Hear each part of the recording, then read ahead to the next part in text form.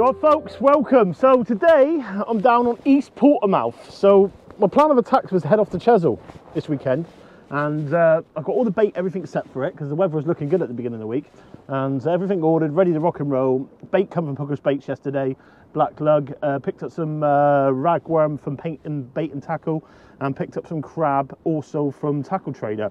And yeah,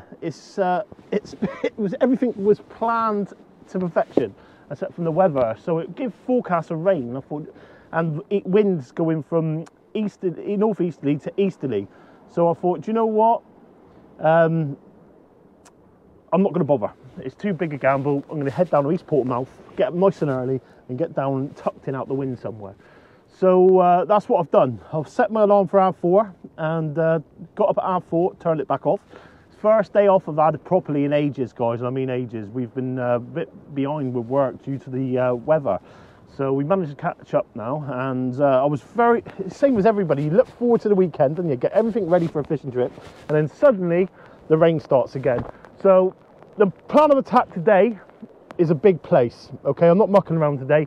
I've got 1.0 and 2.0 hooks I'm going to be using with crab baits, and it's all or nothing, guys.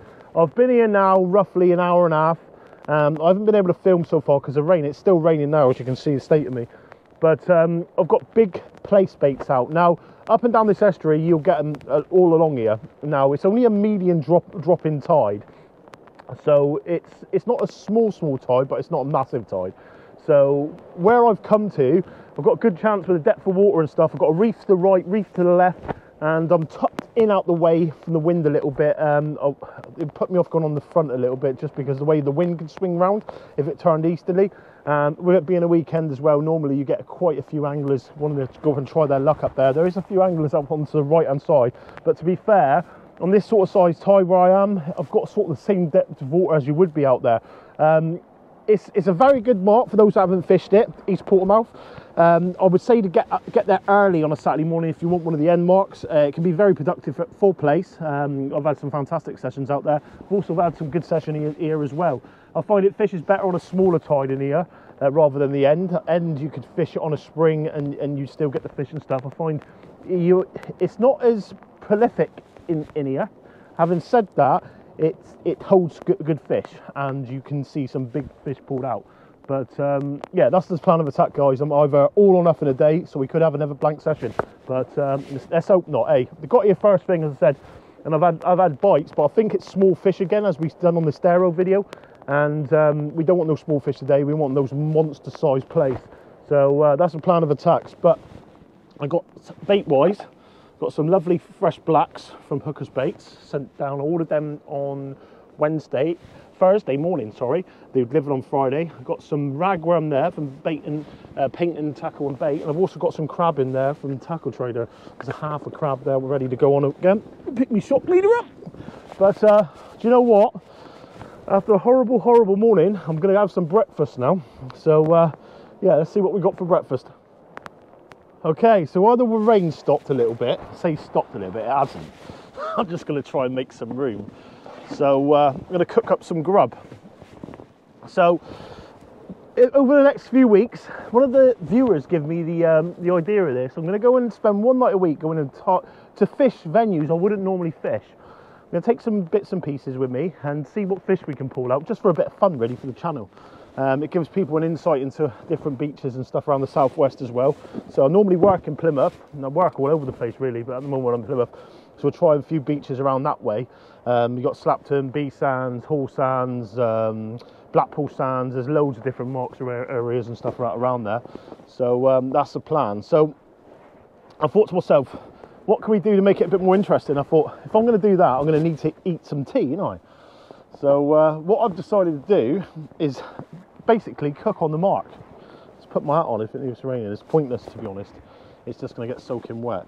So yeah, that's the plan of attack. So with saying that, what I've done, it's ideal this is, because I can bring pot noodles and stuff like that, and I ain't got to eat. You know what it's like, you go fishing, you go to the shop, you buy 20 quid or tenner's worth of food, stock up, and you end up eating rubbish. And I'm fed up of eating rubbish, saying that with a bad boy pot noodle. But just it's at the end of the day, especially myself and a lot of guys and the stuff my sort of age, like, you've got to start looking after yourself when you get a bit older, and that's what I try to intend to do over the next few weeks. But saying that, today's not the day for it. I have got some stuff for dinner. So this here, I'll show you what I got first. So this is what it's called, a Jetboil Minimo, okay? It's a little compact cooker, and they're absolutely brilliant, guys. I've got one of the original Jetboils. I'll have to bring that rod in a minute. I've got one of the original Jetboils, but this one here, I can cook pasta, cook everything in it. And it's got the frying pan, which goes along with it. So I don't need that frying pan just yet.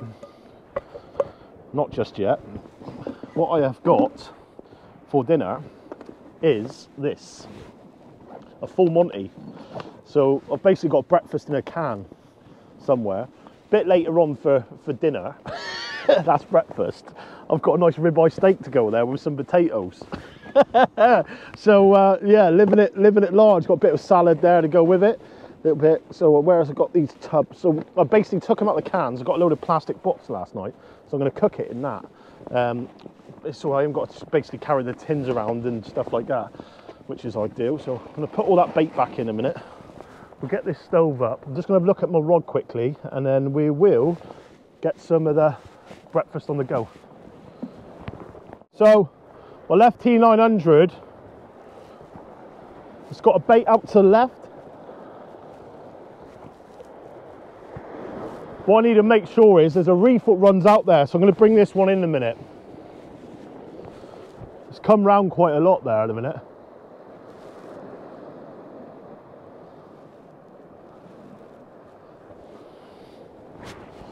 He's all right.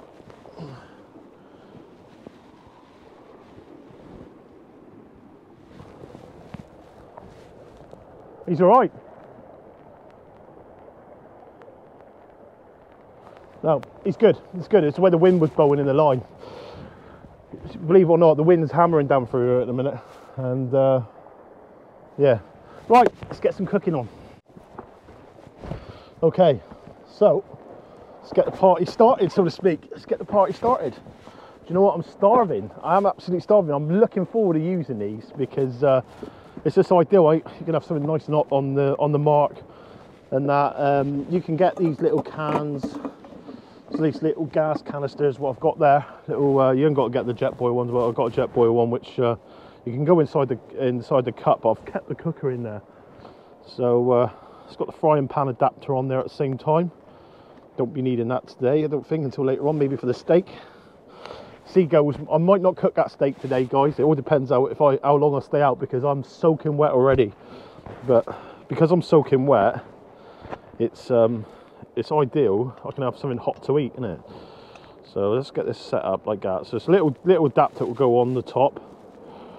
Okay, that basically clicks on like so. And then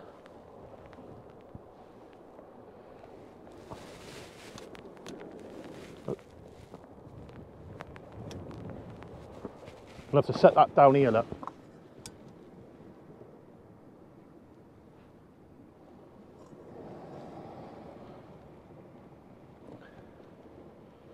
Right, so that's cool, burning away lovely there. Recommendations: you can warm your hands up, but don't put it too close. So right, here we go. Nice little tub. So I've got all my bits and pieces now. I've got a bit of burger, a bit of sausage, a bit of mushroom, everything in there, I think. And then that can go like that in there like that now. Way, look at that. Lovely, lovely.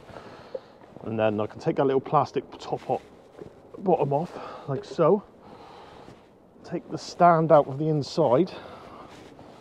I'll actually cut that on there now.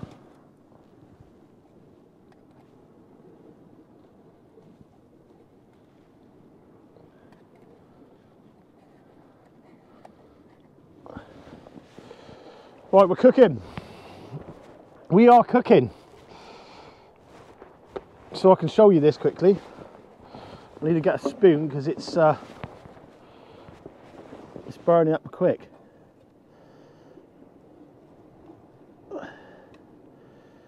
Sorry you're tucked in out the way at the minute, guys, but there's not a lot I can really do because the rain's coming around quite... Is it glade off yet? I might be able to move the camera angle for you in a minute. 1 minute, I'm going to turn this down a minute.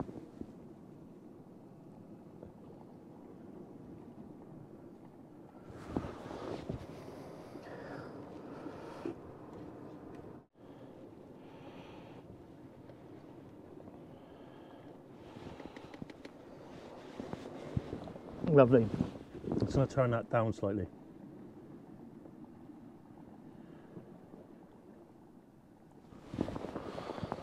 Going round now. Sausage, bean, burger, get on.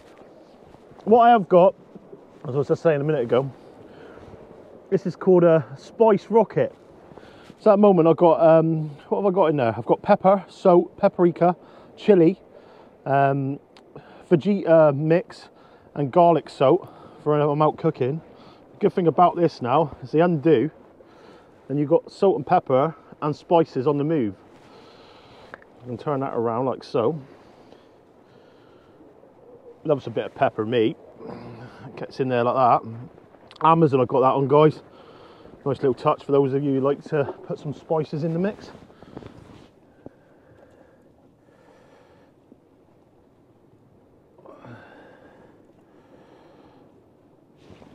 Lovely.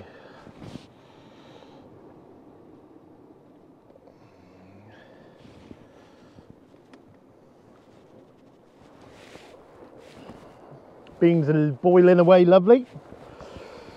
Nice to get something warm inside me. And then we'll concentrate on some fishing, eh? Let's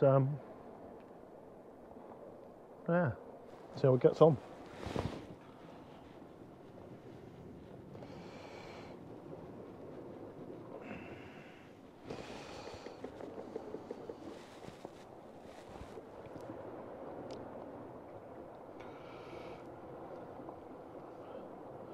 Looks like it's nearly ready.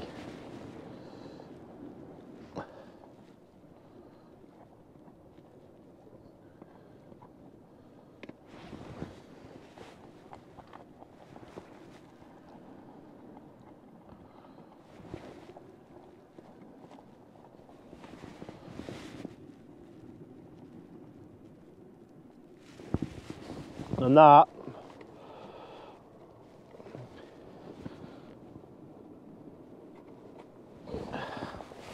is meat ready to rock and roll. That bit of sausage, bit of bacon, bit of mushroom. Hot, hot, hot. I'll have this bit of breakfast then, and then we'll get back into fishing. Okay, what more can you ask for? Bit of hot dinner, hot breakfast, and hopefully a few fish today. So as I said before, nice big baits I've got on at the moment. Nice big baits. I've got a whole crab on one which stretched out. So yeah, it's all ready and waiting. It's not a massive crab, but it's a nice place bait. It's on a 2-0 hook. And I've also got there then 1-0 hook with a worm, black lug and rag, and tipped off a little bit of crab bait as well. Fishing pulley rig on that one and a drop down on the other. So hopefully we can see some. As I said, we had bites straight away. But these breakfasts in a tin can, I don't, the full Monty they're called, they used to be about £1. £2.50 a can now. It's ridiculous, isn't it? Lovely, absolutely lovely. Trying to clean off the bottom where I burnt it. I need to do that to a million pot noodle later. Even if we don't catch today, guys, we're going to eat well. But yeah, lovely. Nice to have something warm inside you. Really nice, really nice. So the jet boy itself, I think it's just over 100 quid really for the mini mo. You can get the other one slightly cheaper. You pick them up second hand as well. They are really good bits of kit. I bought it years ago, if I'm honest, when we were casting to make cups of tea and that, and they just come in handy. But I also got what else do I get? I've got a Camelback flask there, so I can put some water in there. That way, if I want to drink, I've got a drink of water. But also, if I want a pot noodle or something like that, just make it up. I want a tea or coffee or anything like that. It's just ideal, isn't it, to have on, really. Trying to do the washing up as I'm eating. The first time using that one, and it is quick. It does fire up quick. Lovely. But yeah, I'll have a little turn around as I'm eating, and you can have a look a little bit over the Salcombe Estuary. I mean, you got you've got the land in the opposite side, stare out to the left, and then you've got Overbeck's right across the side there. But you'll get place throughout there, guys. You really will. All marks around here, it will give a place.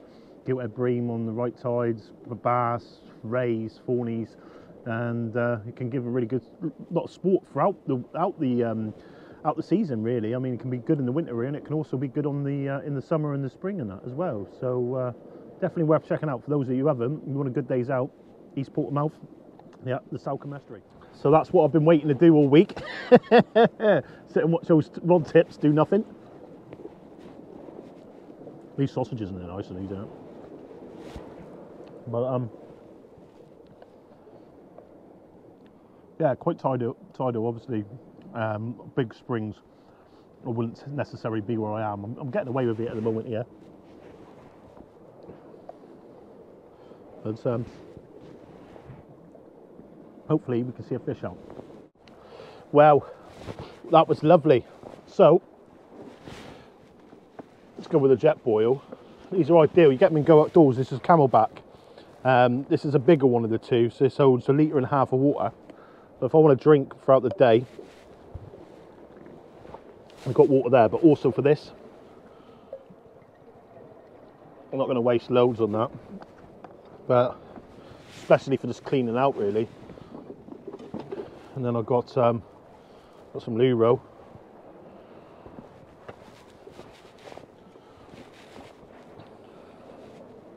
That's cooled down really quick. This just enables you just to clean it out when you're putting it back in there then.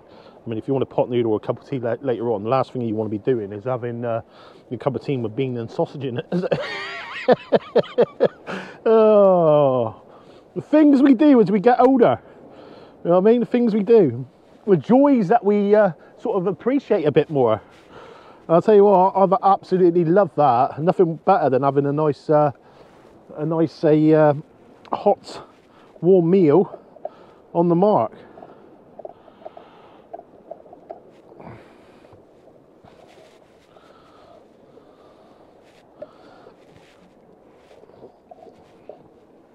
What's the tissue paper? Chuck the water in the sea. Bit of ground bait and the toilet paper. What I'll do, same as always, I'll put it in the bag inside that bait wrapper there, and then I'll put that in the carrier bag when we go home with the rubbish in. So it's all ready to rock and roll. So yeah, that's all ready for later. Put that away now. To be honest, it's got loads of bog roll still in it. Let's clean it out properly, shall we?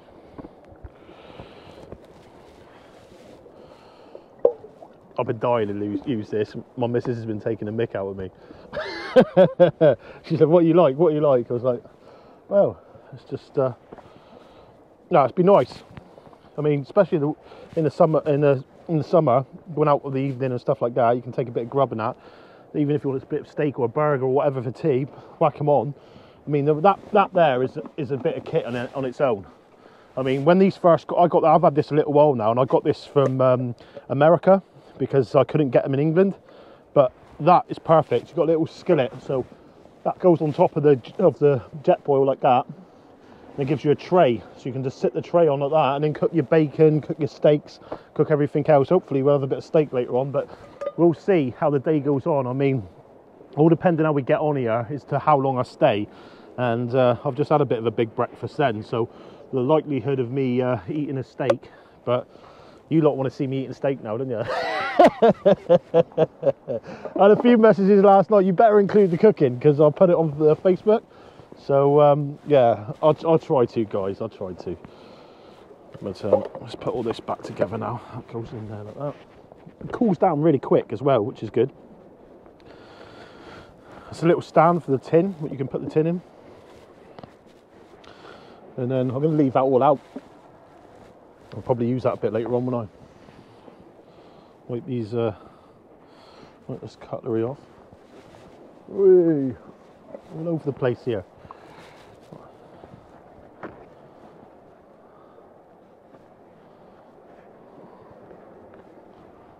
Nice.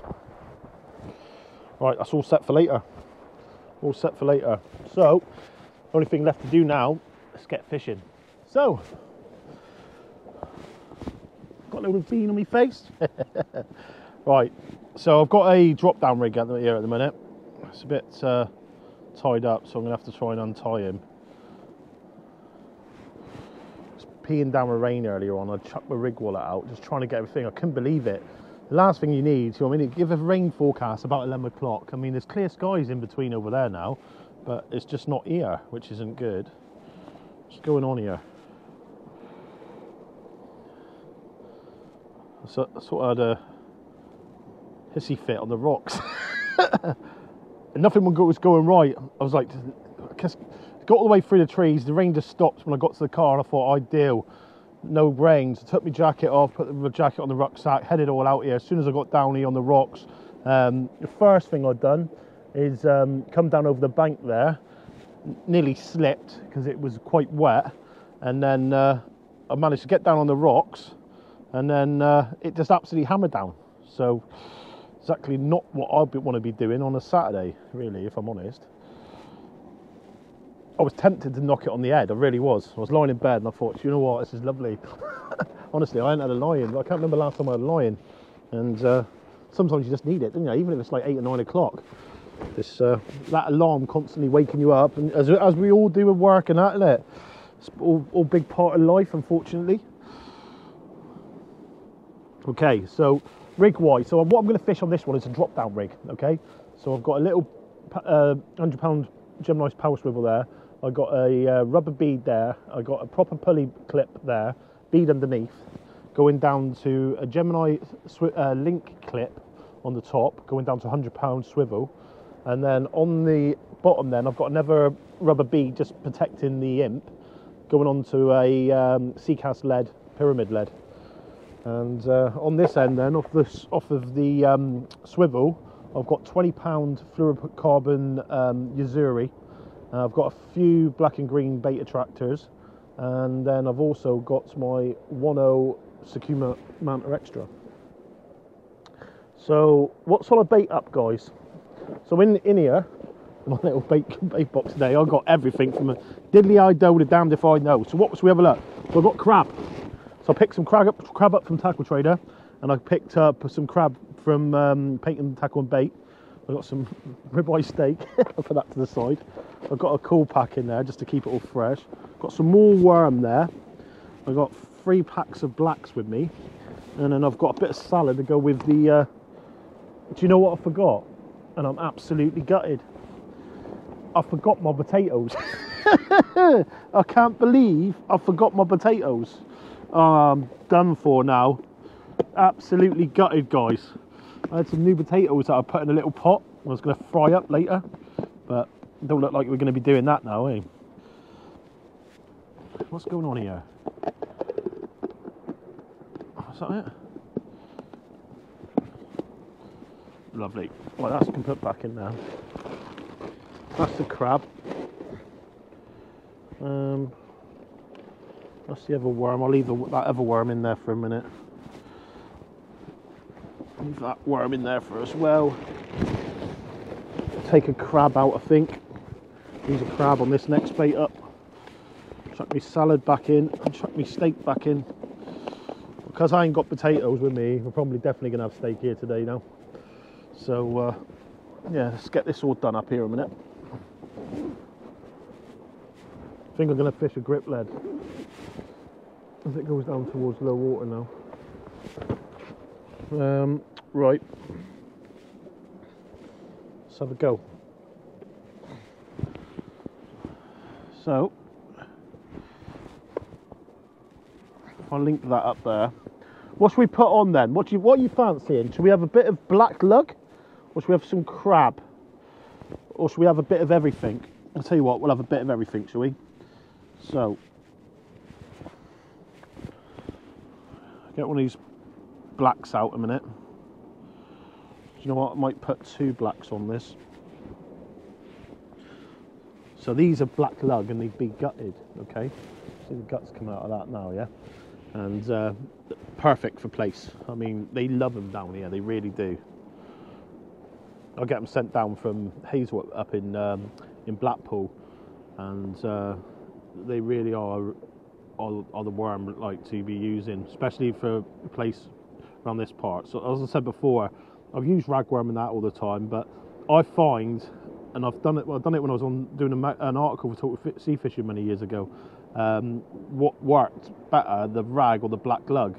And I found with my mate of mine at the time, what we were fishing, that the black lug just tend to do it. And I mean, I know a guy who we come down and put a lot of time in down here that year, and he come down when we were down there, and he managed to pull in a monster, but it was black lug tipped off with a bit of sand deal. I ain't got no sand deal today, but what I do have is crab. So what I'm going to do now,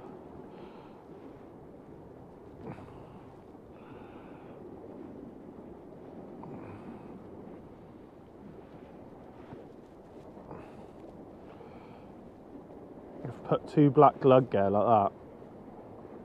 Okay, you can see the stickiness and the yellow on my hands. Lovely stuff it is. Right, I did have a crab as well, didn't I? So I'm going to peel a crab.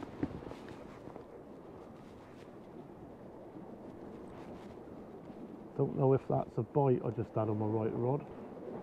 As I said, guys, a lot of bites, but a lot of smaller fish. I think they are at the minute. I mean, we noticed them when we do over Staro. We had exactly the same thing. It's right, get that one on.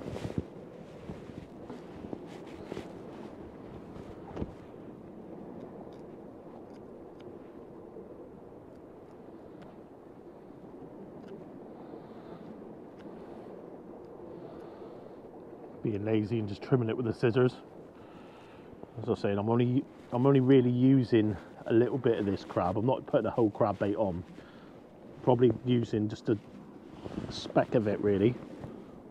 And then what I'm going to do is I'm going to tee off with that there now. Just going to go down around the hook point itself, and then I'm going to whack that around the shaft of the hook. Okay.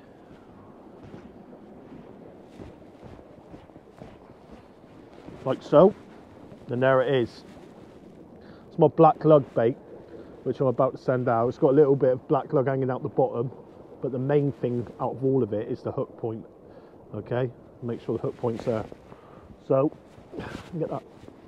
One of the rods, I think I'm going to go left hand side rod, bring him in, and then we'll get that one lock and loaded. See if we can get a few fish out today, eh?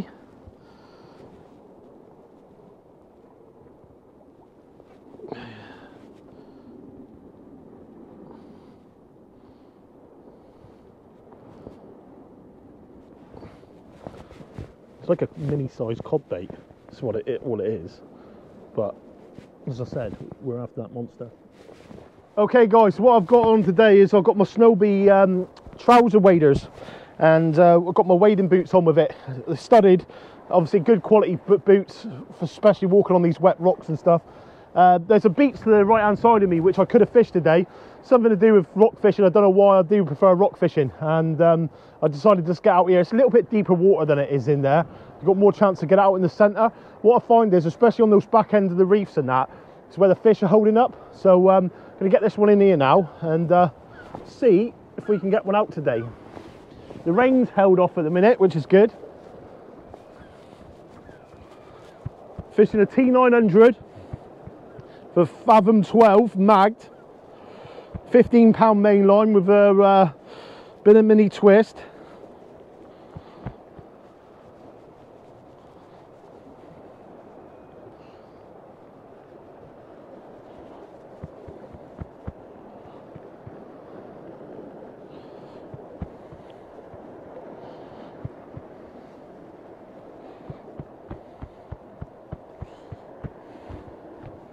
See the sand coming back over my line there now. Personally, I'm not feeling good down today. The easterly, I never feel, I just don't like the easterly winds sometimes.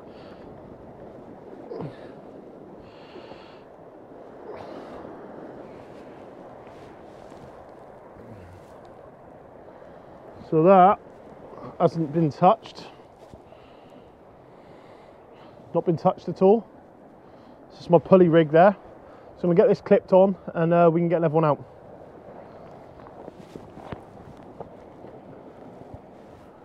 So I'm just gonna basically unclip that now.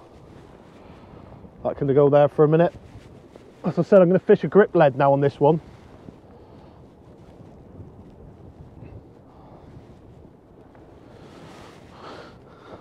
So the way this rig here works, it clips up and drops down.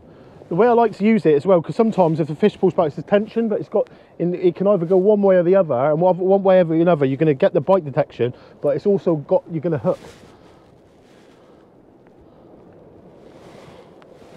A lot of people aren't big fans of the drop down rig, but I've got to be honest, it's done me well over the years. I've had some really, really good fish on it. And rays, flounder, plaice, bass, smooth hound, I've had loads on it. Big massive turbot. It's a good rig to use for turbot especially. And what I find especially if you got a tide with it, as the fish takes up, it's instant connection because it's straight away to the lead. There's no pulley movement or like running movement or boat movement. It's just instant direct. Unless the fish comes back on you, then it's a different kettle of fish. But 9 times out of 10, if you've got it flapping around and left off in the tide, as a fish comes in to take it, it's going to run with it. So yeah, so there it is. That's with a SKM lead, 6 ounce. I get them from Mycat Seacast leads. Bit of black, bit of crab, a few attractors. See if we can get something out there now. Real waiting game today, guys. It really is going to be a waiting game. I mean, I'm not feeling it, if I'm honest. I see you can see the blue skies, and if you pick them up there in the background up to the left. But a fish would cheer my day up at the minute. It really would. Just not feeling it.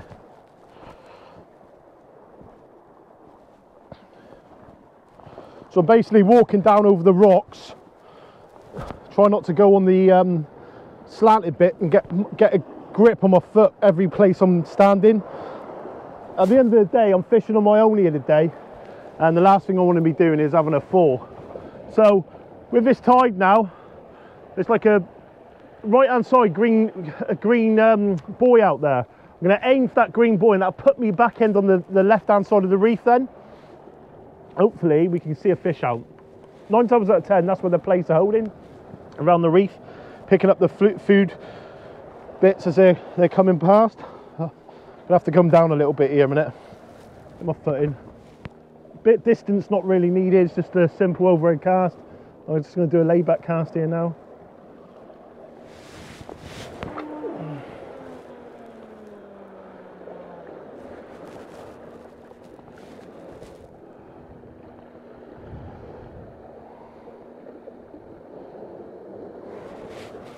There he is.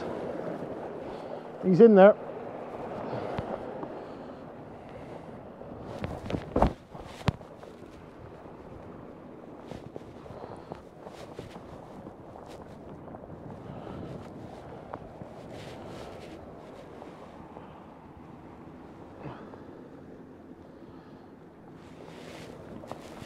So I'm going to literally set my drag slightly now on that one because I've got a grip lead on it.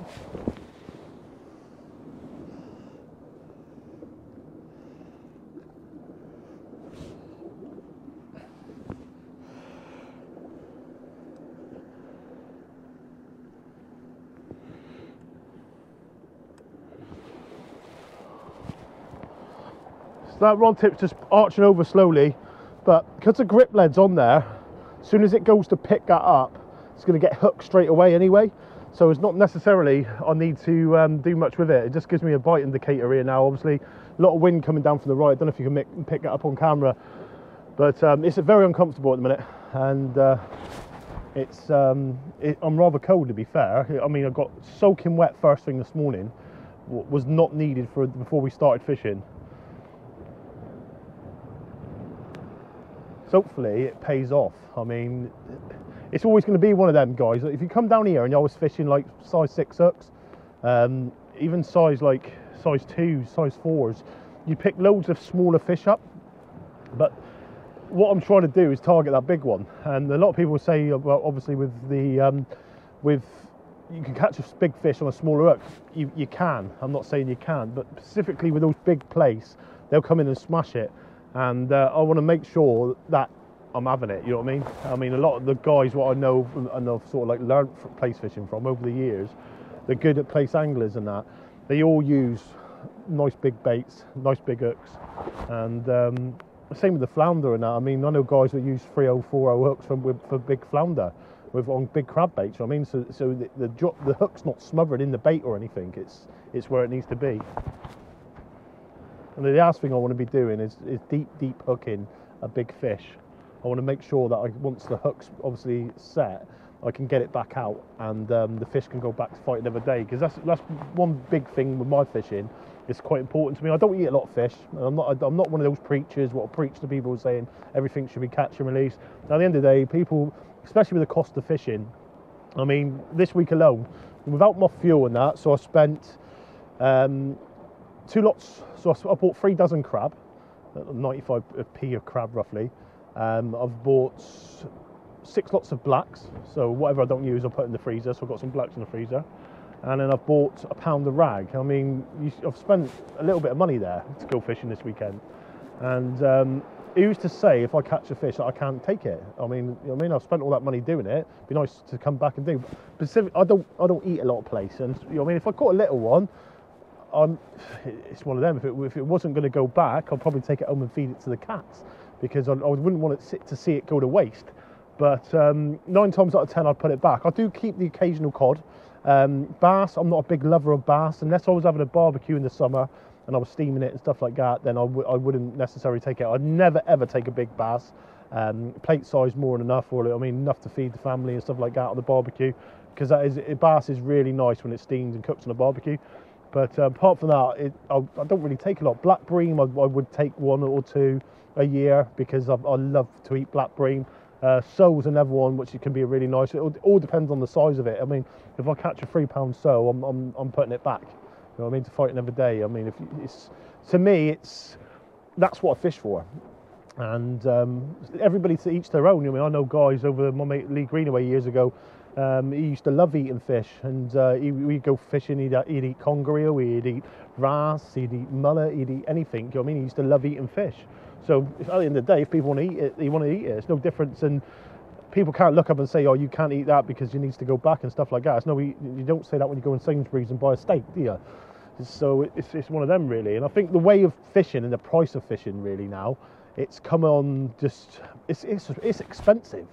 I actually think sometimes about putting posts on when I'm going fishing on my own to see if anybody wants to come, because just the fuel alone really helps. I mean, if you've got 2 of you going to fuel, like me going up to the Chesil, it's 30 quid gone, you know what I mean? If you've got 2 of you in the car, it's 15 quid each. But like when we got up the channel, me and Gav got up the channel, 20 quid each in fuel, and you know what I mean? If not, it's an expensive day. I mean, the other day we went up the channel first, and then went from there, so we were driving about 4 hours, and it's a lot of fuel. It's a lot of fuel. But it's the same for all of us, unfortunately. I wonder how many of you have seen the rise in costs since lockdown. I have, especially on different things. I mean, especially the other day when I went in to buy those full Monties so I got some for when I'm going fishing and that. Little breakfast in a can. I remember when they're less than £1. They're £2.50 a can now. It's ridiculous. Absolutely ridiculous. But same with everything, isn't it? It's like loaf of bread and that now, and milk and fuel, and it's just never ending. It seems to be everything's going up, but the wages aren't going up to match it all. I mean, everything's expensive now. I mean, the day when I was growing up and that, my old man would give me 100 quid for Christmas, and you go and get loads with that. You can buy a computer system with that. You can't do that anymore now. £100 when you can get you, what's it going to get you? A pair of jeans and a top, or you know what I mean? It's not going to get you far. Oh, And a bite then on that left rod. Okay, guys. And a nice pull round bite on that rod then. Could that be what we're looking for? I'm praying it is. Come on, make it worth it wherever you're getting up this morning.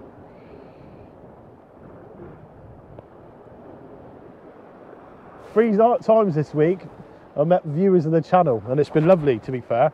It's always nice to meet people that enjoy what we do at Sea Angle Adventures. It's not just me. There's a lot of obviously Joseph was doing a lot of the more professional productions and stuff. He's been trained up over the years by himself, and when we work together as a team alongside Nick as well, everything comes together. Oh, and another bite then. Could it be? Could it be? Come on! I'm rather excited. Rather excited. But looks placey to me. But no, it's good. I mean, some of the stuff we do here now, like, well, I'm running around with a camera trying to do my own filming and stuff like that. It's quite hard. But when you've got someone with you and you're doing it, and they know what they're doing, you know what they're doing, it sort of like counteracts everything, and the overall end production to me is outstanding. I mean, especially when we got obviously the drone stuff and that as well. I mean, I've just picked up another drone where I can do it on my own now. I wouldn't do it here today with the wind and stuff like that. I don't feel that comfortable flying them, if I'm totally honest. But I've had a go the other day and that, and yeah, I think it makes it. I think it gives you that little slight edge to the productions and stuff like that, and scenery shots, and it's trying different things and making new things which goes on. But yeah, I was in Tesco's, went to go and get some bread for mullet in the evening, and the lady in there recognised me from her husband watching it, Sean, and I went into the chip shops the other day. I was about to meet Adam to go and fly some drones, and there's definitely a bite. And before we got a portion of chips, some guy come in, Kirk. Nice to meet him, exactly the same. And I was going in the petrol station, and as I got this, went, "All right, Andy, I love your stuff." And I was like, "Hey," that was the following morning. So yeah, it's, as I said, it's hard work trying to keep up the channel. Over the last couple of years, I sort of let it go a little bit. But what I find is, and I've said it before, guys, is when I'm like this full time, people around me suffer. It's like because that's all I want to be doing, and I think everybody around me can see it. I think my mate at work can see it. You know what I mean? I think my missus can see it. I think the kids can see it, and it's just all or nothing, unfortunately, with me. But this is what makes me happy. It's something about being by the sea. It just, I don't know, I think more than anything, it's sort of, we all work, bills, just life goes by, and it's a roller coaster for most of us, isn't it? You'll get the ups and downs, and nothing's ever easy in life. You seem to be like working, and I think that's the main thing of what life, you're just working all the time to get better things, enjoy and have a better life. And it can be hard at times, it can it? I mean, I've found it quite like tiring the last few weeks. Like, we've just been constantly working, like, just because of the rain. Even if you're not working, you're looking for jobs, you're up in the mornings, like every morning is more than anything. You, like Saturday and Sunday, you need a lie-in, you need to like sit there and just relax.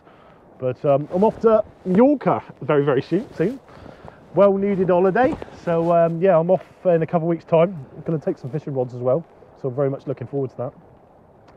And then I'm back for 3 weeks. We got an Isle of Wight trip, which I'm very much looking forward to. Getting together with Nobby over there and go and do some stingray fishing. It's going to be kept on the down low, really, just so we can obviously get on the marks and stuff. I'm not going to tell anybody when we're going or where we're going, so people just have to wait to see for the production, really. I've had messages already about it, and yeah, it's something I'm very much looking forward to, if I'm honest. I've always wanted a stingray, and to get one in the UK waters as well would be fantastic. I mean, me and Geff went up there, and I couldn't believe it, really, because I'm sending baits like 150, 200, like 100, 200 yards out, literally hammering them out to the horizon, and he literally put one right on the tide line, what was like 5 meters out, and pulled the only stingray out for the day, and I couldn't believe it. And it's true, that tide is what you want, and went to show on that day because it was literally right underneath our faces, rod tips basically. It was in there, and just yeah, magical. But hopefully get one when we're going abroad. Be nice. But anyway, going to bring this other rod in now.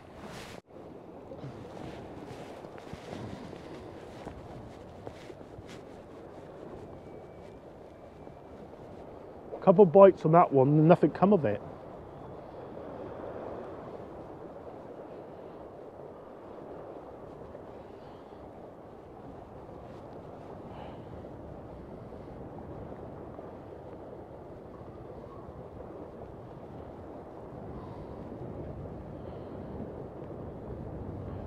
That wind is howling through here.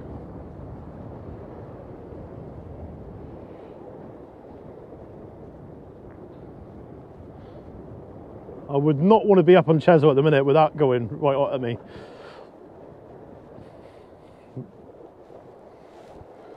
Okay, we have our first bait come back, which has been stripped. That's the one I was getting the bites on a minute ago, guys. So it could be smaller fish, it could be crabs, it could be anything really. But I'm going to get this one baited up, and we'll get him back out there, and hopefully we can get another fish on him. We'll get another fish on, get a fish on. Okay. I know why that one was stripped, because that was the one I put just plain rag on. So what I'm going to do now is I'm going to put blacks on. Okay, that is what I'm going to do. Just going to put some black lug on these now. And as I said, I think there's a lot of smaller fish out there at the minute, which isn't fantastic, but we can only do what we can do. And do you know what I'm going to do for a change? I'm going to put a single worm on. I'm going to put a single worm on, but the only thing I am going to do a little bit different, if I can get one, if I've got these crab claws here, okay, what I'm going to do, for those of you who haven't seen this before, is pop them. So you basically pop them, and then what you do, if you do it really, really slowly, you can pull the inside out like that, all right? And if you're very clever, you can do the bottom side as well. I learned this from a mate of mine, Wayne Jarman. Wayne, if you're watching, hello, Matt. Yeah, good up, great angler, and what I use it for is disguising the hook, especially on single little small baits like that. So I can basically put that in around there like that. Okay, and that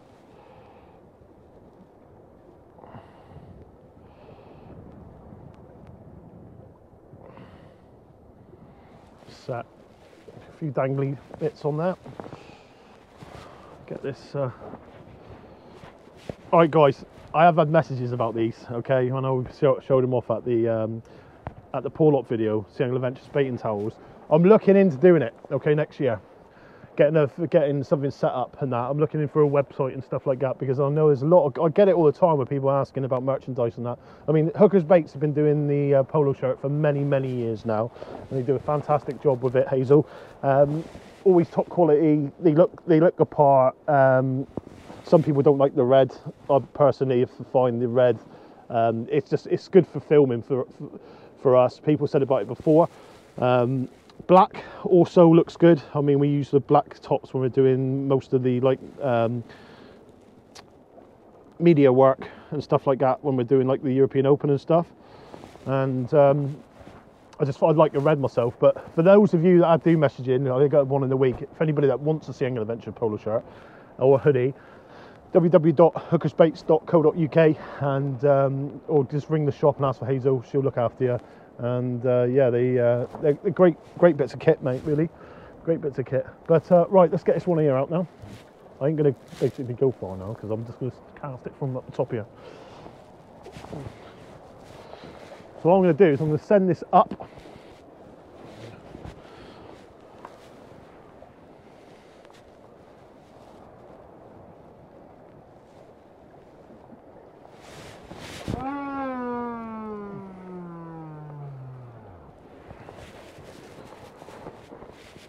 Don't know if anyone's noticed, but yeah, I have done something to my neck. Done it the other day, sleeping. Woke up in the morning, I was like, I can turn it left. As soon as I go to there, trapped a nerve or something.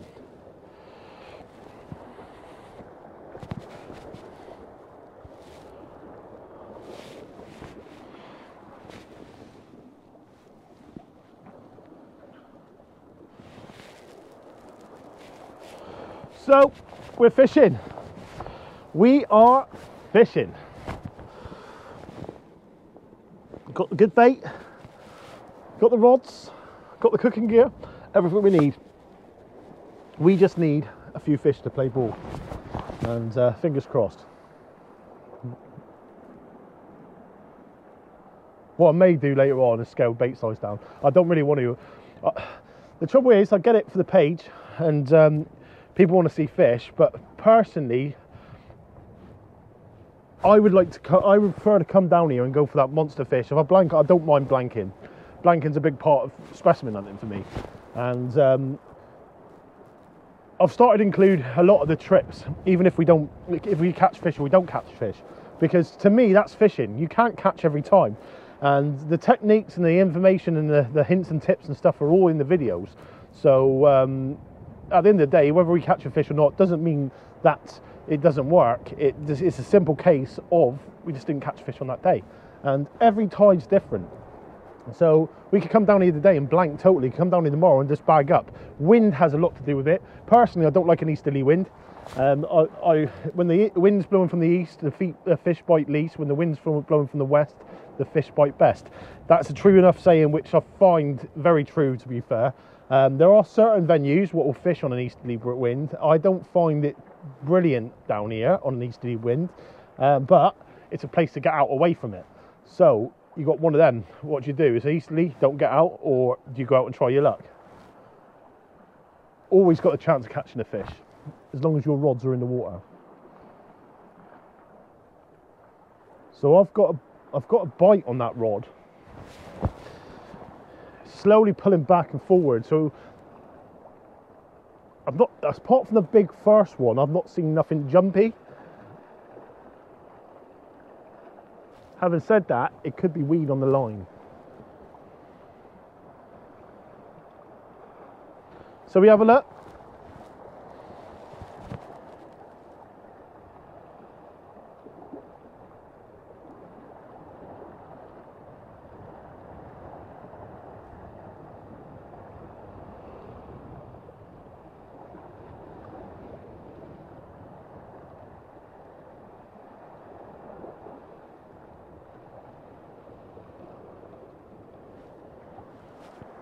Leaving it for a minute. Looks like the sun's coming out. That's what we want. That's what we want. Can we have a day of glorious sunshine? You don't think you can see me there now? If I stand out here, you can. That is what we want. Hopefully, we can get one out. Okay, folks, I'm going to bring this one in a minute because I'm not sure if we've got fish on or we've got weed on the line.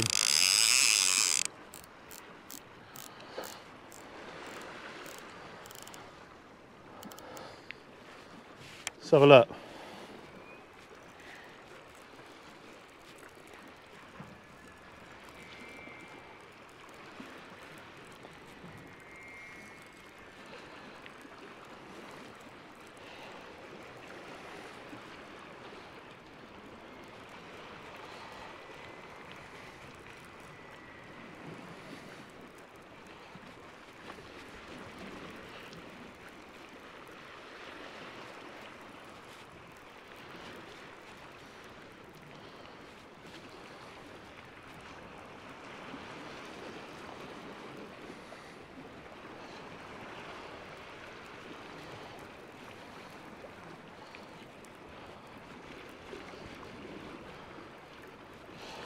I don't think we got one.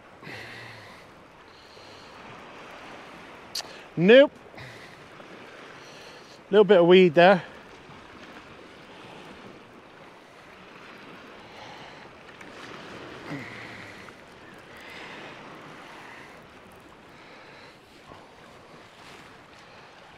Can't believe that.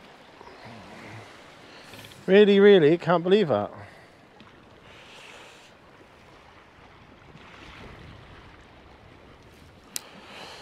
Bait up again, get everyone out.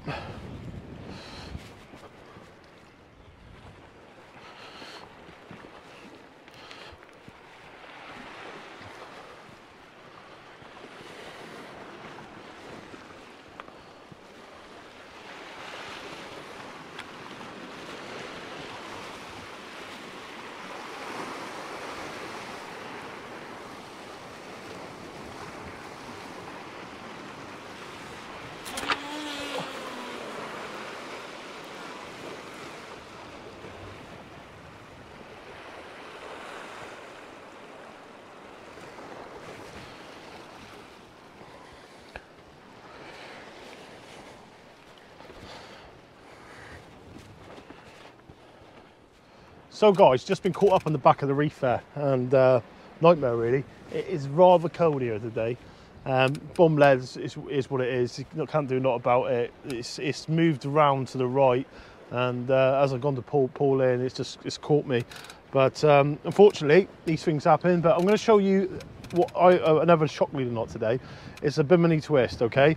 Very long, strong knot for tying 15-pound main lines and 12-pound main lines, whatever main lines you want. And what you find half the time is it'll break further up the line rather than on the knot. So what you do is you basically form a loop, line back over yourself. I'd give yourself like 3 foot maybe to start with, just so it's easy to know. So all you're going to do is do that. You turn your line back onto yourself.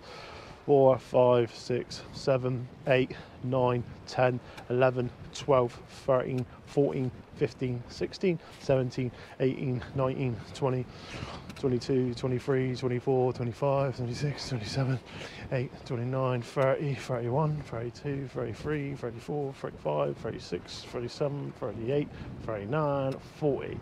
Okay, so now you've got that. So what I need to do now is I need my knee. So I'm going to be hard with these waders on. I'm basically going to pull that around my knee like so, okay? It's my foot's better. Let's do my foot. Basically what I'm doing is I'm going to pull this line down tight, okay? Like so. And when I get to that stage there now, I'm going to basically loop it back over itself. Like that, yeah? So that comes down and forms like that. When I'm at that stage now, I can basically tie the knot off. So basically all I do is go around once. I'm gonna have to cut that tag end off a minute. Too much there. Okay, so all I'm gonna do is go around once and pull a knot. And I'm gonna go around again twice. And pull the knot, and then I'm going to go around once more through like so, and that's it. That, ladies and gentlemen, is a Bimini twist. Okay, so basically all I've got to do now is cut that tag end like so, and I'm left with that. So if I get my finger like that, acts as a spring. So what I do now is I loop it, okay? So if I get that line there like that now, just create a knot in that now, which I don't want. So if I go, pull that down tight, that'll pull out like that, right? Can be quite bitty. I'm basically turn it over itself to double up that part of the knot, okay? So then what I'm going to do is I'm going to go round it 2, 3, 4, and then basically pull that down like so, create that knot like that,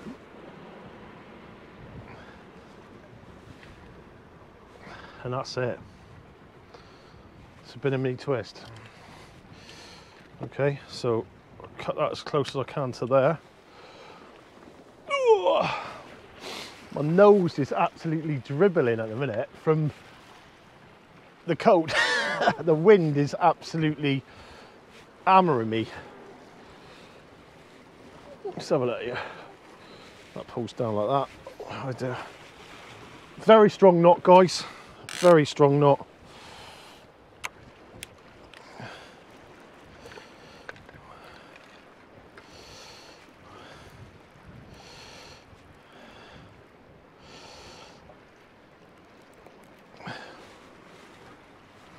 Up, down like that. Okay guys, so that was basically the Bimini twist, and yeah, just finished off with up and over rig, ready to bait up. The rain's coming in now, so yeah, hopefully it don't pay too much of an effort to our day, but if it starts hammering down with rain, I think it'll be a case for me packing up, because I just don't feel it today. I'm really not. I mean, might get back to the car, cook up a bit of steak, and that's it.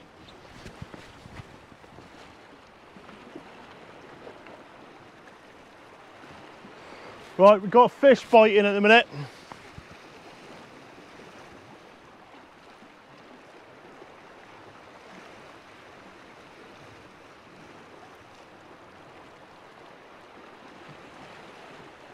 I think he's on.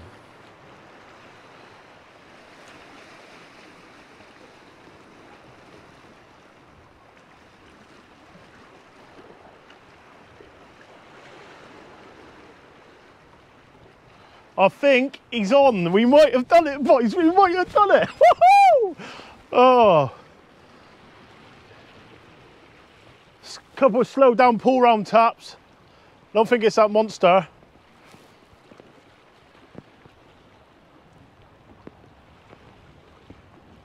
Yeah, I think he's on. I think he's on.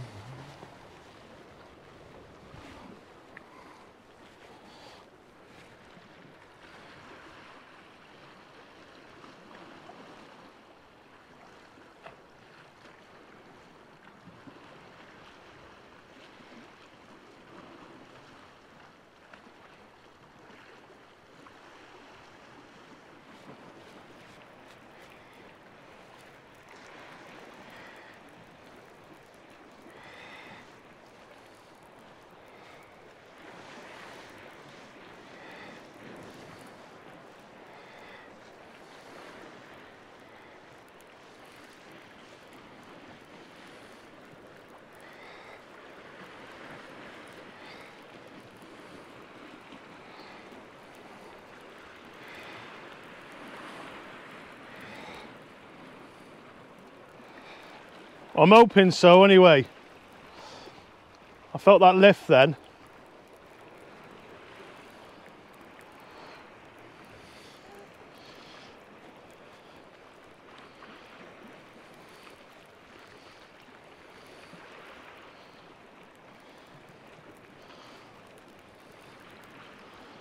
Yeah, got fish on.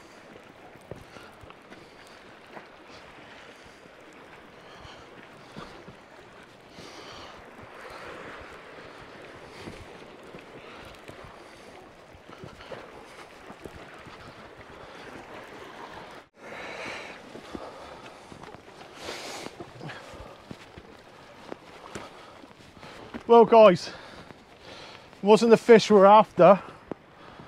Having said that, it's a fish nor less. So, little schoolie bass, as you can see there. Gonna unhook him, he's lip hooked, black lug.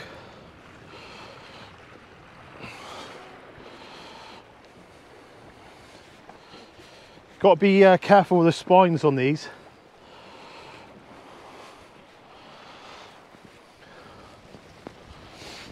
Okay, so here we have schoolie bass. Well, the way I hold them is by the lip, and then as you can see, they're quite sharp on the top. I'm going to return this one straight back to fight another day. Okay guys, one bass.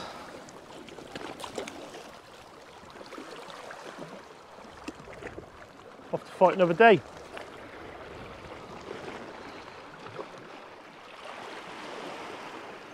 So folks, first bass, not what we wanted, but I thought it was going to be a place then.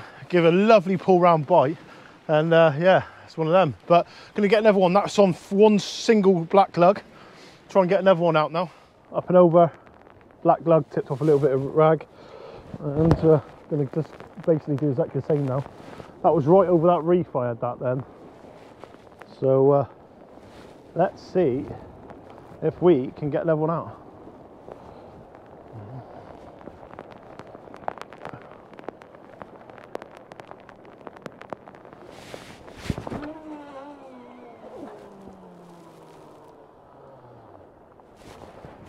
Back inside of that reef. Let him drop. And just let him sit. All you need to do. All you need to do. Hopefully we can get another fish out. Hopefully this time it's that big monster place. Okay guys, well, was that a bite? It looked like it was a bite, but it's probably going to be a very short production today because the rain is about to come in full effect. As you can see now, I'm getting absolutely soaked. Nick's just phoned me and he said to me, have you seen the forecast? It's changed again. I said, has it? He said, yeah, and it's all coming in your end. I was like, no way. So not good, not for the filming wise, guys. I'm going to sit and have a go for it. I'm getting a few bites at the minute, so I'm going to play around and see if I can get one out and just cope with the rain. I'm going to get all my gear underneath, get everything in the safe, all the camera gear and the mics and stuff, and then we'll see if I can pull a place out. But I'm going to give it all day, give it a couple of hours, and I'm not going to fish the incoming, I don't think, not in this, and I'm going to get home and maybe have another go tomorrow.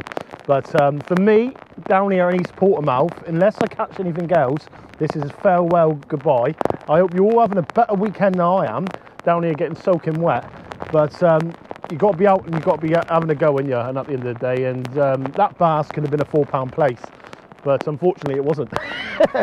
But we've had a bit of cooking on the rocks. We've had a fish on the rocks for a lovely Saturday morning, and we got a little bit of a production there for you lot. That's all I can do. But if I do get anything else, I'll be sure to include it. But apart from that, I hope you're all having a good weekend while I'm down here getting soaking wet on the rocks. So, sort of move the rods around, fishing down to low water now, and the rain after a couple of hours has finally stopped. No more bites as yet, but I thought just because the rain has stopped, we'll get you back out to play. So, I feel down. I feel depressed. I don't know what else, but do you know what I'm thinking? While it's out, why not have something to eat? Hey, so while we're here, and I said I was going to do it, and I will do it, pot noodle can be for another time. I'm going to get the steak on the go. Hey, here we go. So, need that. Oh, I don't need that one. I need that one. I've lost my fork being down here today. I don't know what I lost my fork to, but I have lost it. So it's not a good start to the day, is it? Right, so what we're going to do is get this fire going again. Get the old fire going. And cook us up a plate. Cook us up a plate. So, I know I've got a fork here somewhere. Yeah, here we go. I found the fork. So we've got the gas. We're cooking. Okay, so I'm going to use this little pot support just to show what it does. So that basically locks in like so. Okay, so that's there like that. Put that down. It will go in. There you go. So that's the pot support on. Get the cooker on the go now. So in here we have the stove, but we also have a frying pan adapter. So I'm going to put that on first because it fits in like, if I can do it. That's it. So that comes out like that. They come out like that. And then that fits onto there like so. Alright. So I'm going to take that off. I'm just going to get this fire on the go first. So take that out.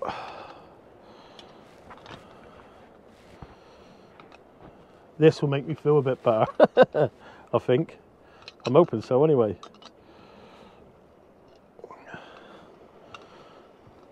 Do you know what?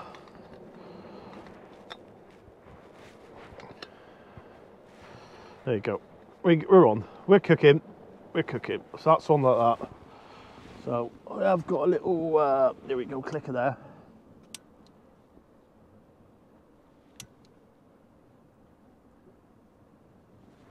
Okay. We have a fire. Fire is on the go. Okay. So, pan. We'll get that on there first. Somehow. There it is. Pot support. Is that on? Hey, we're cooking. Right, so first things first, guys. A little bit of olive oil in the pan, like so. And we'll preset. Can you see that there? Let me look. You can now, can you? There you go. So we're preset, and now we'll get the steak out. Whee. So we've got a nice little plate there. We'll put him up here. Where can we put the plate? We'll put the plate down there, look. Got my fork. Got my spoon. Got my Greek salad. Do you know what? I've been looking forward to this all week. Then we got the steak. So first things first with the steak. You can't have a steak without seasoning. Can you? Only I've sort of lost my seasoning there. No. There we go. We got it here. I got some spices with that as well. So let's get it out here. And I have got a steak knife somewhere. There it is. So get this out. Yeah, lovely. Now we're cooking. So nice ribeye steak there. Right, so what I tend to do, I'm not at home, but just gonna beat it up a little bit. Right, and then what we do is get a bit of black pepper from here, like that. Hope to have it on the right way, wouldn't it, baby? Bit of black pepper, really lovely. Right, so I'll click that back in like so. Nice. So that's going away there like that now. And then what we can do, we can put this bad boy straight in the pan. Yeah, we're cooking. We're cooking. So I got a little spatula here. Which I don't know how everyone likes their steak, but I like mine medium rare. Be really nice. So we can get my plate up here now, can we? Get the plate sorted. We'll get a bit of salad on the go. Oh, this looks lovely. Got a bit of salad on the plate there, like that. Oh yeah. Did have potatoes to fry. Unfortunately, they're not here. Forgotten. Which isn't fantastic, is it? But we can't have it all. We can't have it all. So while that's cooking, I'm gonna have to cut that. Whack a seasoning on the salad. A Greek seasoning. Like that. So salad to perfection. One thing I like to have on my salad personally, I don't know about you lot, I like to have chilli. Chilli's the top one. Don't think you can really thingy a bit of heat, can you? A bit of chilli powder, go on a miss on the salad. Lovely. Put that away now. Right. So, steak's cooking. Flip him over a minute. Yeah, he's cooking lovely there, look. Cooking lovely.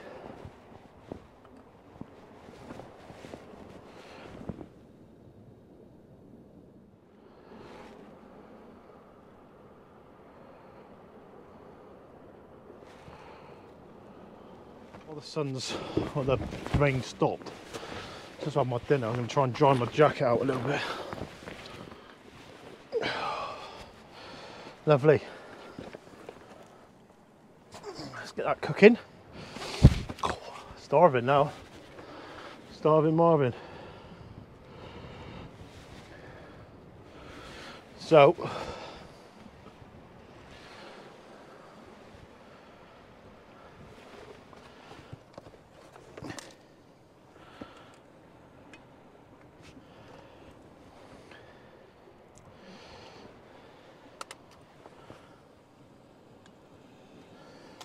get some heat on that on the go.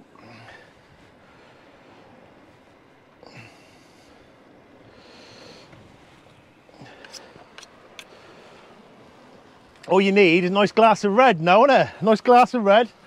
Sat down by the beach, fantastic view, rod in water. What more can you ask for? What more can you ask for?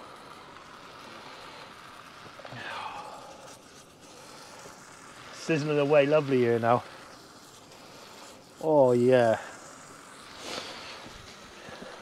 That'll make your mouth water. And I'm freezing, so I'll deserve it. Lovely. Going away.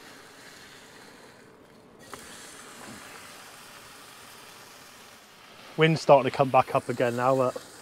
That steak looks beautiful. Can't bit a good bit of ribeye. That's enough for me now. That's enough. I'm going to turn that off. That's more than enough done.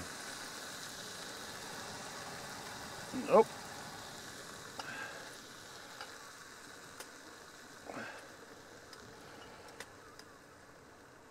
There you go. So, get that on the plate there like that. Oh yeah. I'll do the washing up in a minute, eh? But guys, that is my dinner. So dinner of the day, I have ribeye steak, nice bit of Greek salad, and yeah, we'll get right into this now, and then we'll see if we can get another fish out, eh? Cool, lovely. Get the drink out. Whoop. Let's get into this then, eh? Feta cheese. Let's try that steak. That's what everybody wants to hear about, isn't it? Oh. I was mucking around my fishing rod then, and it's a little bit cooked too much. I know a few of you are going to be sat there saying, Andy, overcooked. Oh, beautiful. I like sirloin, love rump, love sirloin, but the ribeye is a beautiful bit in it. It's a beautiful cut. It is a beautiful cut. So, for those of you who wanted to cook and fish, you've certainly got it today. I can't think of any place better to be right now. I really can't. A few fish would have been better, but oh, lovely. Tell you what, I'm looking forward to this cooking fish weekly thing. Oh, nice. That's a lovely bit of steak, that is, guys. Guys, I'm not going to sit here and talk to you on camera all the way through this meal. I'll get this down me, and then we'll get back to it. But the rain looks like it's kicking back in, unfortunately. So I don't think I'm going to give it too much longer. But let's get this dinner down us and see how the day goes, eh?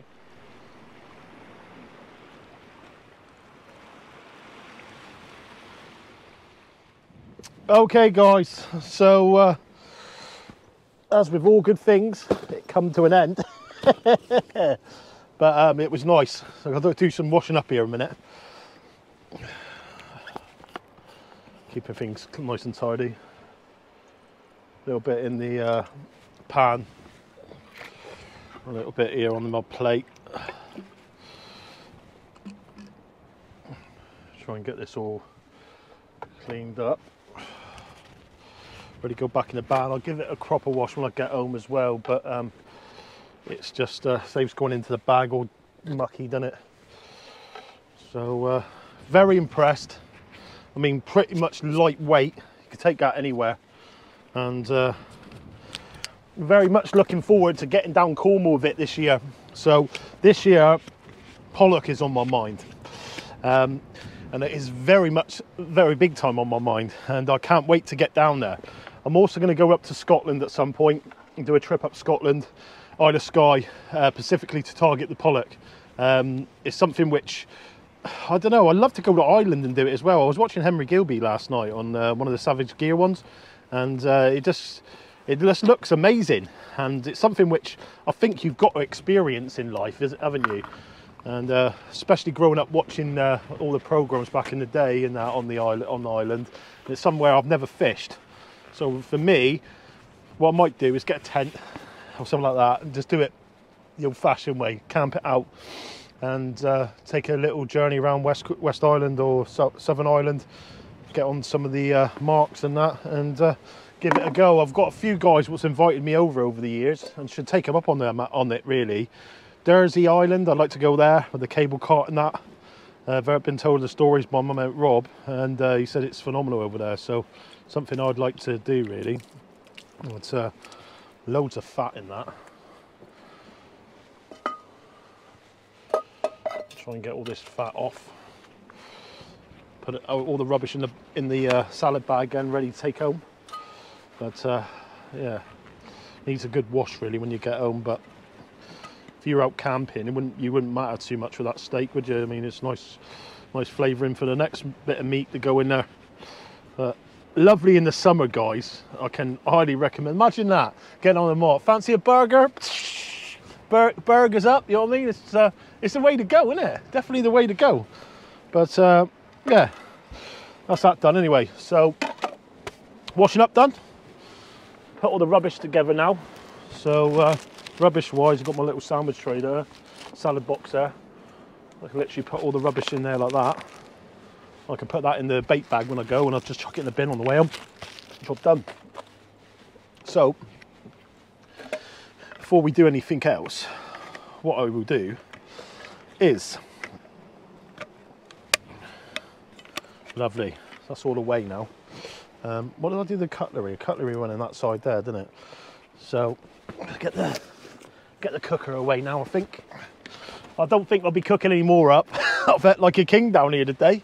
It's been lovely. If you didn't see much fishing, you've definitely seen the cooking Sea Angler Ventures cook up. There's a thing I'm going to make. Okay, it's a pasta dish. I've got an actual a pot what goes with this now, and I can make pasta up, and it's a what is it called again? It's chorizo, tomato and chorizo spicy pasta. It looks banging. So anybody who likes spicy stuff, be sure to look out, because I'll be making that over the next couple of weeks. Also, the other plan of attack is to have fajitas on the beach. So I've got some plastic pots and that to take all the food in. I might get myself another one of those Sentry bags, because they're ideal for like storing like small amounts of bit. I don't want my bait going in with my food really. I know it's a different thing, but that'd be ideal then. So if I can unclip this, how the hell does this work? Don't want to break it. There you go. There you go. So that's that in there like that. And it's literally, it weighs nothing, guys. It really don't. I'm ever impressed with this. And yeah, to be honest, I might get the bigger one as well, the Flash, just because you got one there. If you're cooking, it's nice to have two cookers on the go, isn't it? So you can put something in your pot like that and you're cooking your steak. And not necessary for everywhere like this. I mean, this is lightweight. Look, it doesn't take up no room at all in the bag. And yeah, it's enabled me to cook today, isn't it? So there's one good thing. I'll put my cap on there now, I think. Like so. And then I'm going to have to start getting the gear ready. So yeah, that's all That's all set in there like that. I'm going to have another couple of casts, and I think I'm going to call it a day. Probably pack one rod down now actually, and just fish one rod for an hour, and see how we get on. But from all of us here down here at Salcombe, I mean, you're literally approaching low water now, and yeah, it's been a nice morning. Got soaking wet and that. Been nice to get out though. So that's the end result really, isn't it? You can't ask for much more than that. But I hope a lot of the bits and pieces I've been including in the productions is stuff which I use at the end of the day. It's not stuff where I get given or stuff like that. Some stuff I purchase with my own hard-earned money. And one thing I'd like to do is, if something works, is obviously show it across and that. Because I think with the amount of junk what's out there and people sell, it's nice to know what works and don't work. I mean, there's loads of, you don't necessarily need to buy this sort of stuff like the Jetboil range. There's a lot of like similar stuff out there on the market, which similar. But the thing with the Jetboil, it's lightweight, and especially that's one thing I look for straight away is lightweight. I don't want to be carrying loads of heavy stuff everywhere. But yeah, not for everybody, but for those that do enjoy a bit of a feast on the beach, way forward, isn't it? But yeah, just gonna get this packed up then, guys, get another bait on the go, and see if we can get something out before the rain kicks in. Okay folks, so last bait up for me now. Just gonna chuck on the rest of the bait I've got left here on the side really, instead of wasting it. Got some rag there as well if I wanted to put one on, but to be honest, I'm just tempted with a nice little small compact bait with this one. I might chuck a rag on just for the sake of it. But that's going to be it now, guys. So unfortunately, unless we get a fish out with this cast, that's it for the day for me. But I hope you've all enjoyed it. I mean, I've got soaking wet, and I've tried to give it my all, so to speak, to get out and have a go. But that's fishing, unfortunately. But the reason I'm sort of like calling it a day now is I've got to go home and get my stuff ready as well this evening for tomorrow's adventure. So tomorrow I'm out targeting spotted rays, and I'm going to a South Devon rock mark, and hopefully we can get into a few. Now, I won't show where we're going, and the reason being it's no secret venues and stuff like that. The simple fact of, I would never want to see anybody copy anything what we do in the videos and getting themselves into trouble, okay? And a lot of people have said over the years with the rock climbing stuff we've done, a lot of people like it, a lot of people don't like it. And it can be dangerous, and I totally agree. But having said that, we've got the training and done the training, a lot of us that do it, especially in my sort of group, that know what they're doing with it. I mean, I spent a fortune, nearly £1,000 on my climbing gear. I've got full harness, I've got the IDs and everything else, and it just enables you to be safe. And one thing I would like to promote in any of my fishing videos and anything I put across it, a lot of the fishing and stuff that we do is fun, especially the rock sort of stuff. I prefer the rocks than the beaches. Having said that, you have to make sure you've got the correct safety wear and appropriate clothing and footwear, because accidents do happen. And the last thing, and I've had accidents, guys. I was on a mark down near Shallowborough. Very slippery rocks. I had studs on my boots, and I went to go and cast, and I absolutely fell, and the stud slid as well. And what else can you do apart from put studs on your feet? I mean, sometimes studs can be their own worst enemy, but at the same time they give you grip. So I went to fall back, and as I went to fall back, I like where I are here with these rocks on the side, I went to put my hand out, and the rock was that sharp it went right through my hand. And I fell back, knocked myself clean out. Luckily I was with two friends of mine. They wanted to film the RNLI Coast Guard, and I said, no, I can get back up. Really, it was one of them. At the end of the day, you've got to, if you feel that you're in trouble, my advice would be straight away to call the RNLI. Having said that, that day I knew I could get back up the cliff, and it's just a complete waste of time. At the end of the day, if I was totally unable to move, my first call would be to phone the emergency services. But having said that, I knew I could get back up. I was a bit dazed in that. I was right after about 10-15 minutes, but I literally went bang within seconds. Didn't even get a rod out. I mean, the venue we went to is the venue we went to the first time just to check it out and that. And it was hard enough getting down, and to have obviously fall and have to get back up. And I went to hospital, and they gave me some stitches and stuff. But it just goes to show accidents do happen, and especially with ropes and stuff like that. I wouldn't want to risk it, you know what I mean? And especially a lot of the banks and stuff that I do nowadays. I looked to that venue I went the other day when we done the Porlock video. We used to go up and down them without no ropes. And I think, you're off your head, Webby. What were you doing? You know what I mean? And things that you look back on, you think to yourself, really? And it might be because back in the day, I was quite young, slim and fit, and no fear. I think it was the right way of describing it. I just literally had no fear. I mean, I've been to venues and I've put ropes in and I've put stuff in enabling us to get down the cliffs and that. And guys that I've been with have been, you can see that they're generally worried about what we're doing, but I would have no fear. And there's venues which I've looked at and I think, we can't get to them, people would say, and I'll be like, we can, and we're gonna, and we would literally make sure we could get to that rock. And one of the rocks which I fish, what I call Webby's Rock, I mean, it's a venue which I know full well I was the first person to stand on to fish. People might have come in off the boats and stuff like that. Personally, the first person ever to fish off that rock would have been me. And second person would have been Adam Slack. But the venue is just crazy. I mean, what you've got to do to get to that venue is literally unreal, and it would... Obviously, I think we done a European Open Christmas special, me and Geff down there, and you could see Geff's face as he was about to go down there, and it's one of them. Is it worth it these days? The way I look at it, I actually thought about going down there this weekend, and it put me off a little bit going down on my own.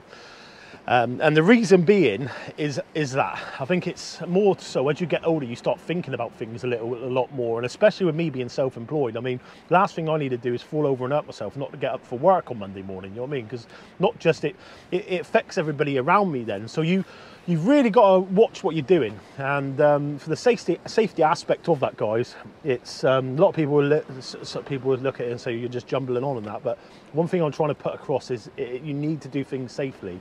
And just a lot of local guys and stuff like that we've had over the years and that, and they won't watch the videos for what we're doing and what I'm trying to do now, because when I first started doing the videos and stuff, going out there and trying to be famous with fishing it wasn't what we were about. What I started Sea Angling Adventures for originally, and it was Line Junkies and Southwest 360 and Team Elmo back then, was education. Because what I found with fishing, when I first started fishing, how hard it was to get out there and learn, because I've never had like a dad that was into fishing, never had a granddad that was into fishing, never had no one around me, none of my friends and that were there and say, Andy, this is what you're doing wrong and this is what you got to do. It was all down to me having to put time into reading magazines, watching books, watching videos back in the day, cassette players. Some of you younger lads won't even know what that is, but back in the day we used to have VHS, and if you wanted to fast forward or rewind, you used to go like that, you know what I mean? Now you just push a button, and technology's a mentor over the years, but I know how hard I found it just trying to catch fish and learning how to catch fish, casting especially. It was something which I never had no one to teach me, and in the end we got lessons. I went over to Wales and got lessons. Gareth Davis, bless him, he was good as gold with us back then. He sort of showed us a few things. Ian Ford at Westwood casting, fantastic, him and the Varian and that back in the day. Mike, trying to think of his name now. Mike, he was good as gold. Mike Benfield, he used to help us out in that as well. And yeah, to be honest, I sort of like created my own sort of cast for fishing out doing that, and then obviously with Adam as well. But the main focus for me in the videos and stuff like that is education, okay? And I know there's a lot of guys who sit there and they don't want to watch this sort of stuff, me talking and saying that, and I totally get it. But when I do videos, my main focus is for people to take away something to learn from. I mean, if I sit there and just do a normal video and stuff like that, I could do that. But what do you think? That's probably the best question. I've been doing a lot of analysis on the channel, trying to like cover different things and see what works and don't work. The longer videos are going down really well. The amount of messages and that I've had coming in. But the main thing is, would you rather me stick up to Mark, just fish, show me fishing, not showing bait ups and techniques and knots and rigs and stuff like that, or would you rather see me doing this type of thing with including just what we're doing, basically just being myself and just covering what I'm doing when I'm fishing?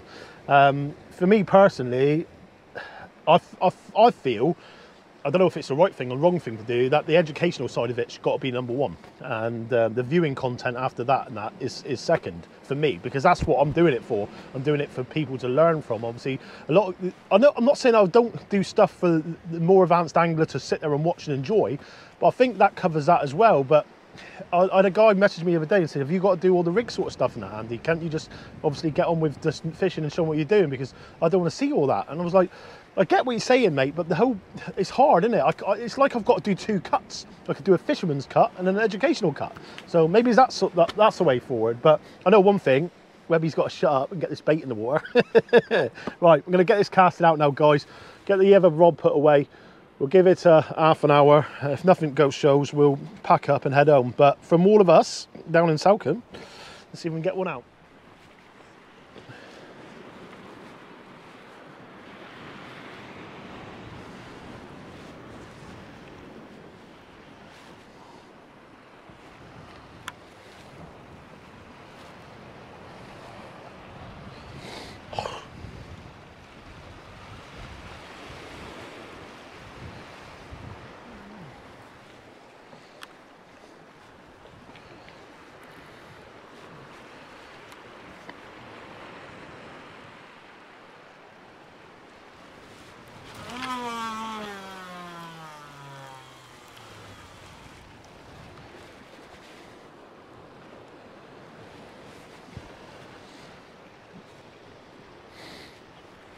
What I'm looking for a little bit now is tide.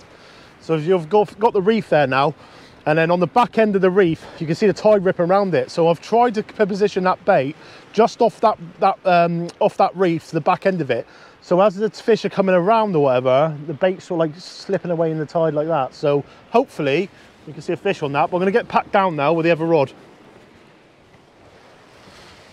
So the other question I got asked, been asked it today actually, and I got asked the other day again, is what is this landing net? So I think I've been covered it before. This is Tronix Pro rubber mesh landing net. Very lightweight, and I'll just take it now just to save, especially when placing and stuff. It just enables us to get the fish out. If we get big fish on, just scoop them out instead. It's ideal for mulleting and stuff like that. But fancy it. Just as we start to think about heading off, the sun comes out. But yeah. Water's crystal, absolute crystal. Just unfortunately, fish haven't played ball completely today.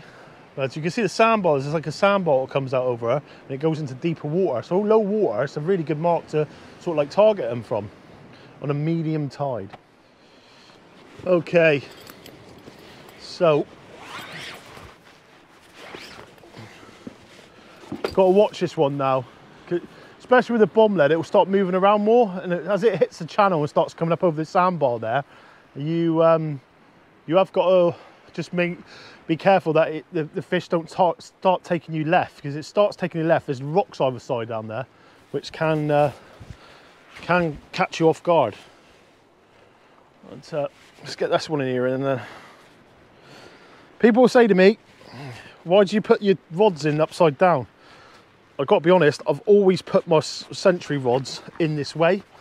The reason being, I know that the tips are up, and yeah, I've always done that. So I know when you get them, they come the opposite way, don't they? But I think it's down to preference really. But I know full well, if I put my rods in a bag like that, they're protected, and I know that the tips are up.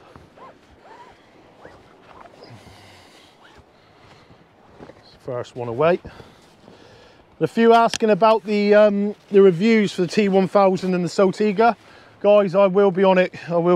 I've just been a bit manic recently. It's been I've got an holiday due in a couple of weeks, and I can't wait.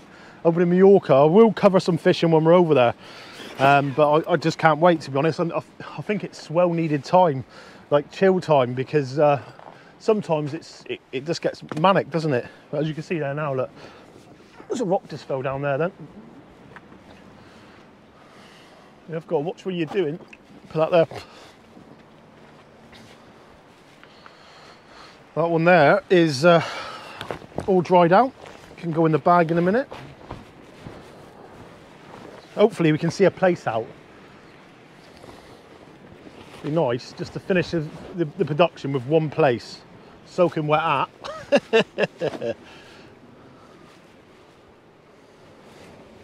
Way.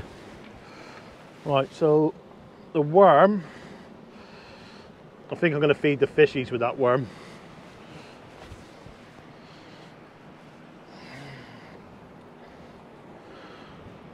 Leftover ragworm. I'm not going to use that tomorrow. So the wrasse will have that later on. One tea towel. Get that one packed up. Drop the GoPro bag. Needs to be left. Don't forget my mobile phone. 20 past 12. And yeah, rubbish all to go.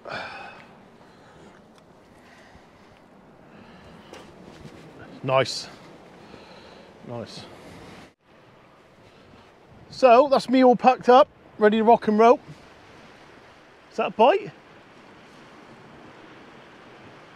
So what happens here now, left hand side, I don't know if you can make it out, but as you can see, like the rougher water on the back of it, that's a sandbar. So that sandbar comes out on to here, and then the back end of it sort of like clears off there, and there's a channel that runs through very close to that reef there on the back.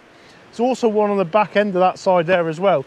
But I see a lot of fish holding here for some reason, especially on the like smaller tides, especially the Sunny Beach as well. So what the beach to the right hand side of me. So as you come up through East Portsmouth, you park in the main car park, some toilets and out there, head up left, and you start walking up the incline up to through the woods, and then you take your right hand side path. Don't go left because it takes you up towards Gara. You carry on going down through and come down up on the other side, and then you come to two paths. One goes down to the beach, and one goes left, right? Don't go down to the beach and think you're going to come out here, because you end up having to walk back up on yourself. Head up to the left hand side and just follow up and around, and it'll bring you down through. Now you'll see, as you're looking across there, you can see this main beach here with overbecks and that, okay? And basically the rocks I'm on are literally situated right underneath that. If not, you walk around then and go out onto the main point, and you've got another load of rocks there, and then you've got around again to the left hand side, you've got some more rocks, and you've got more rocks going all the way down to Gara. Your place can be caught anywhere up through this estuary, all the way around that side of the marks. Both sides of it will hold place. So for those of you that would like to get out and have a go, or for anyone that's not in the area, just obviously look at when you want to go. Really, this sort of area, like on the main part, is sort of like sheltered a little bit from the easterly sort of side, and the opposite side, obviously you'd be sheltered from the opposite winds and stuff. So normally you can find places to get out here. Bait wise, black lug, crab, ragworm, top baits for the place. And you can, over the years, there's been some massive plays come out over here, so it is definitely worth trying. The past years, fish tend to seem to be a little bit smaller, but having said that, you've always got that chance, that 4-pounder, but probably not going to happen to us today. So I just brought my rig back in, and guess what? I managed to get the rig I lost earlier back. So that's the rig there on it. Hey. And here now is my where it's gone, but as you can see there, the knot is still there, but the line has gone quite far up, so I've probably lost a little bit of line there. But the good thing about it, it's not left in the sea. The Bimini twist, you're always going to snap the line further down the line rather than the knot. But the main thing for me, I haven't left all that line out there, because there's nothing worse, guys. And I know things happen, crack-offs and stuff like that, but for me, I'd rather make sure that that's not happening. Because as you can see, when we do crack off, and when it is left, it does leave a lot of line left in the sea, which isn't good. Unfortunately, one of the downsides from it. But unfortunately for this time, managed to get it back, and it can go in the bag there, take it home and go in the bin, rather than left out there for wildlife and fish and stuff. And a bite then.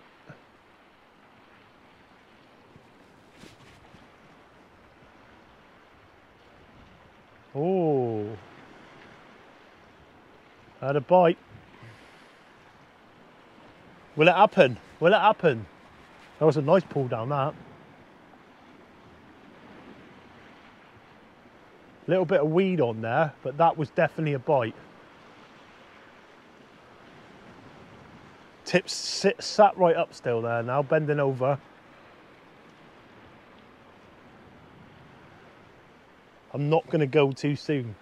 With floundering and that, they always said stay on your hands, but what I find is, especially big place, a lot of the bigger place I've had, especially on crab, will smash it, right? And when they smash it, they literally come down like that, bang, right? And then they'll shoot off, right? Your rod will go bang right over and straight into slack line.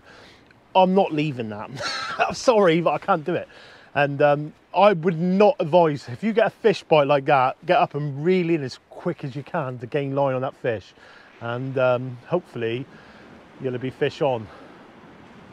Don't know what's doing there now. It's a lovely bite as well, pulled right over. There's a little bit of weed on there now though. So as you can see here now, this is what you're fishing over: sand, rock, crystal clear water. And this is the sort of thing over the top of the tide. The fish will be coming in around these rocks and stuff, picking up baits and leftover food, crabs and stuff like that, which, like the ragworm I chucked earlier, will be down the rocks. The fish will be coming in around there, just nabbing all that back up. But you can get a lot of wrasse around here as well. But condition-wise today, it's really good. I mean, crystal clear, which is always going to be on your side. And unfortunately, it's just the easterly wind a little bit, which I never liked the easterly wind. As I said before, when the wind's from the east, the fish bite least. When the wind's from the west, the fish bite best. But old fisherman's quote, which I think does work. But there's a lot of weed coming over there now, as you can see on my line. So I'm going to go around there quickly and get me rod. As you can see, it's well, a place to be.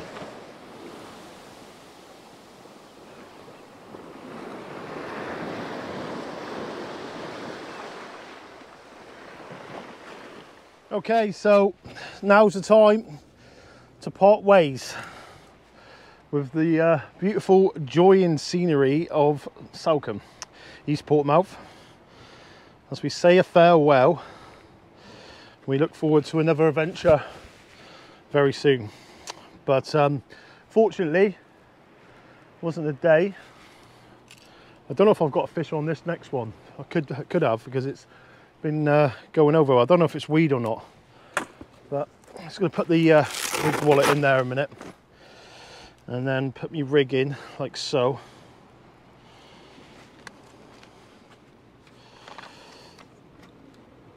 The main thing, guys, when you're coming down here, leave the rocks and beaches as you find them. Take your rubbish home is the main thing. I mean, little bits of crab legs and stuff like that's not going to work. It's going to feed the birds and bits and pieces like that. But any plastics and stuff like that, just make sure you're taking it home. Any leftover lines and stuff like that, put them in your bin, and away you go. Really, I've got that line there now, which I'm going to put into this bag here, so I can put that in the rubbish bin on the way home. I'll stop at a rubbish bin and just chuck that in, and it's done then. But yep, it's pretty much me set. So I'm going to bring this rod in here now, and then we will call it a day. Lots of weed on that line.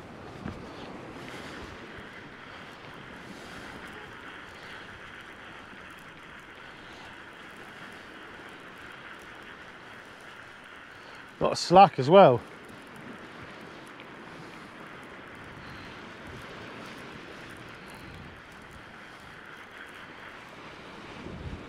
Might have a fish on. Maybe.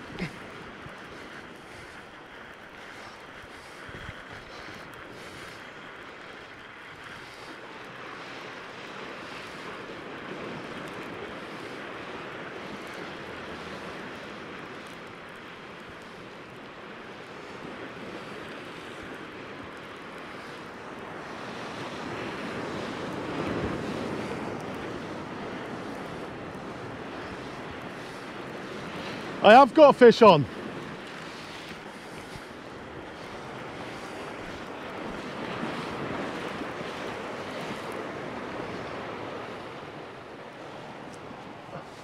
I'm gonna drop that rod a minute.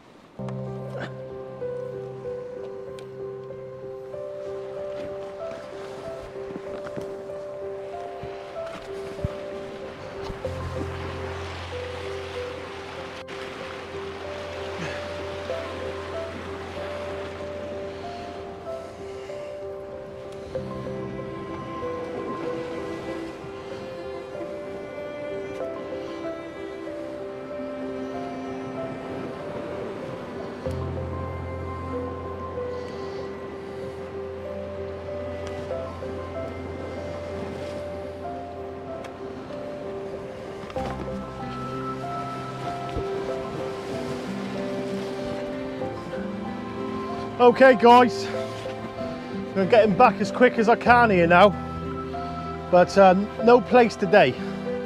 But we are greeted by these lovely little silver bars, and as you can imagine, the perfection in that fish is absolutely second to none. It really is. But we're gonna get him returned now to fight another day. And on that note, hope you enjoyed the episode. Don't forget, hit that subscribe button and we'll see you in another adventure. Tight lines, guys.